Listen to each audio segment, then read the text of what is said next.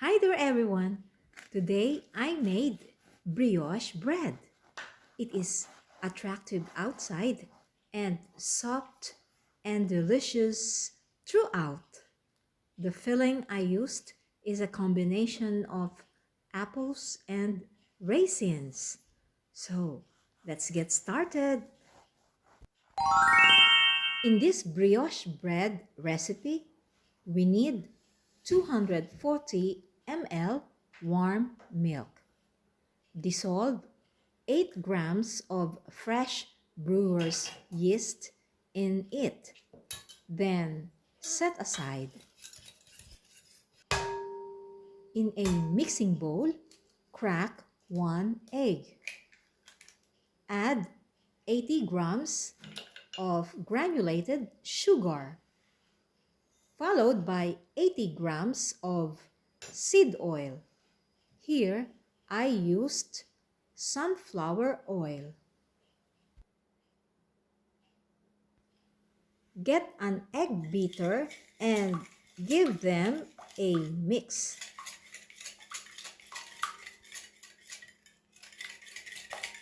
After the short whisk, add the warm milk with the dissolved fresh yeast. Mix them all. Now, add 500 grams of bread flour. Incorporate it well with the mixture.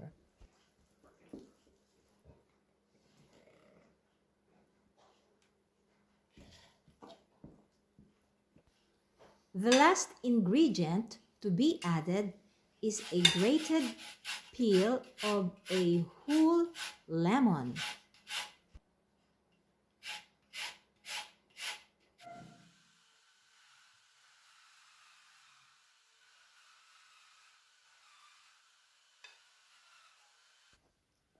Prepare the kneading board, dust it with flour, and knead the mixture to give it a dough texture. About 10 minutes of labor.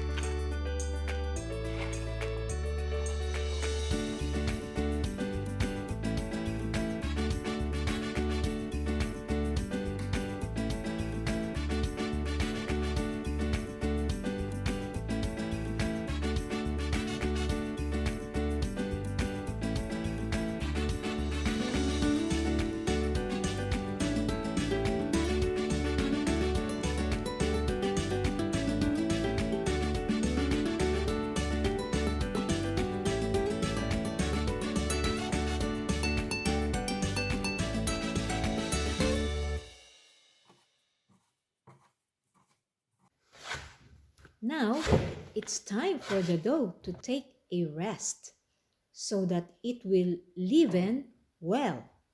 Get again the mixing bowl, grease it with oil, and place the dough.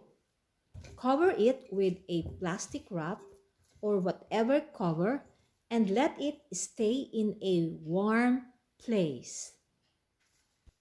About 2 to 3 hours or until it doubles or triples its size. Meanwhile, prepare the filling. Get 3 apples, wash them and peel them. Then, cut them into small bits as shown in the video.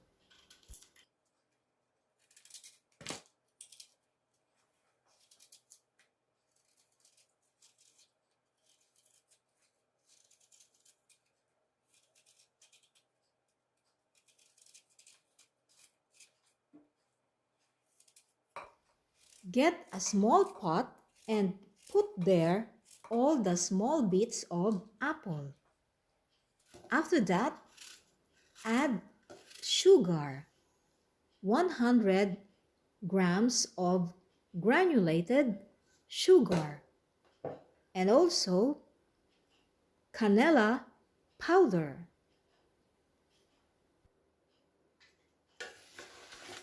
Mix all together.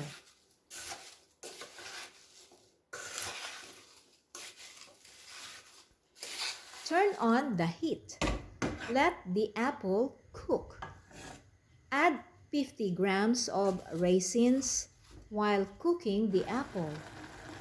When the sugar becomes liquid and it turns out to be a little bit syrupy, it means it's time to turn off the heat.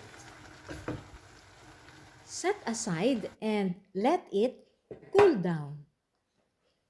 Control the dough after 2 or 3 hours. If it has leavened well, it's time to stretch and flatten the dough.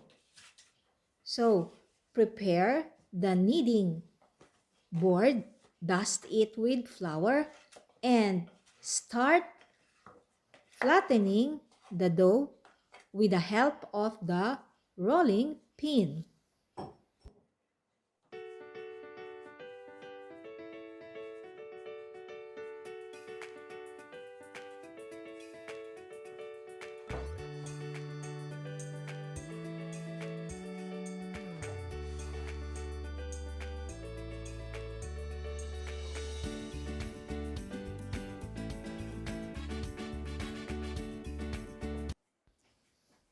Form the dough into a big rectangle. Then, with the help of a pasta cutter, cut the rectangle into 3 strips with a length of 45 centimeters each.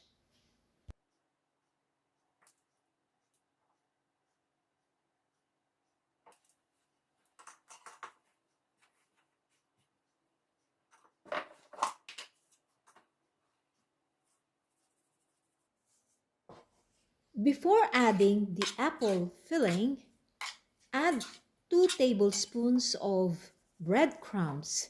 This is to absorb the moisture inside the dough. Place the filling at the center of each strip. Then, close each strip by joining and pressing both edges of each strip.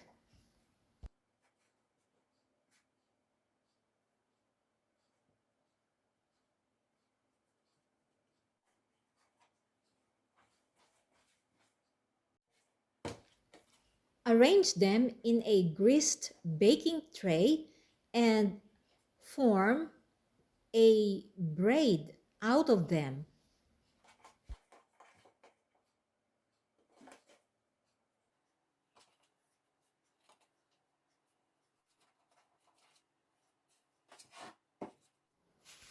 Now, cover the braided dough with a plastic wrap and let it rest for about 30 minutes.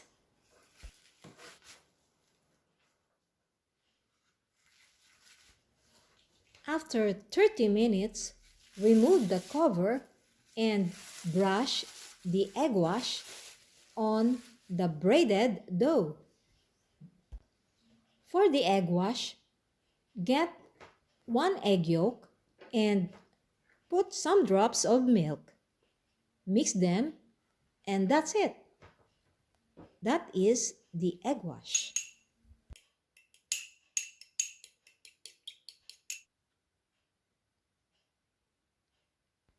This is optional, guys. I added granules of sugar on top of the braided dough. You may or you may not add it. In the preheated oven at 180 degrees Celsius for 35 to 40 minutes or until it has obtained a golden brown color.